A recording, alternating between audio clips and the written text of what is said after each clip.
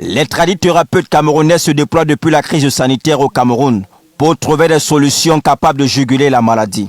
La pandémie Covid-19 n'est pas un drame pour les naturothérapeutes ou les tradithérapeutes camerounais, africains. Et donc, le seul problème que nous avons, c'est la décision politique.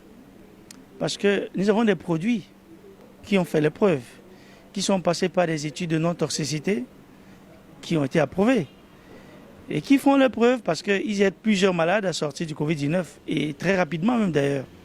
Cependant, ils se butent au problème d'obtention d'autorisation de mise sur le marché de leurs produits. Rechercher une attestation de mise sur le marché, c'est d'abord très onéreux. Et tout ça ne dépend que du politique.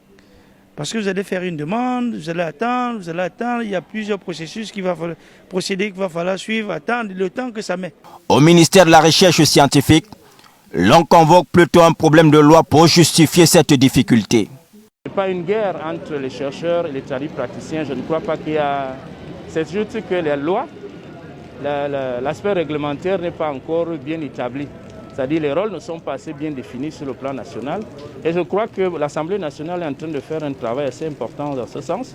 Peut-être les jours qui vont suivre vont permettre à ce que le Cameroun se dote d'une loi concernant la pharmacopée additionnelle où on va définir les rôles de tout un chacun.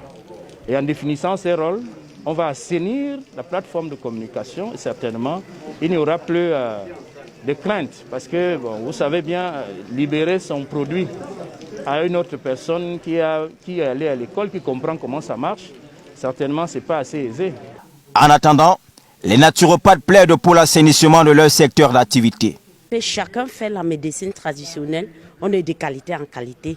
Il y a des gens qui ont appris à couper l'herbe, il y a des gens qui sont nés de nature comme ça, il y a des gens qui partent dans Facebook, ils voient les plantes dans YouTube, ils se mettent à fabriquer, disent cette plante soigne, cette plante fait ceci.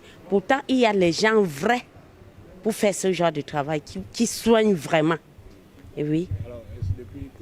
Plus de 30 tradipraticiens de la région du littoral suivent depuis ce matin une formation sur les techniques élémentaires de pharmacologie initiée par le Centre national de développement des technologies du ministère de la Recherche scientifique.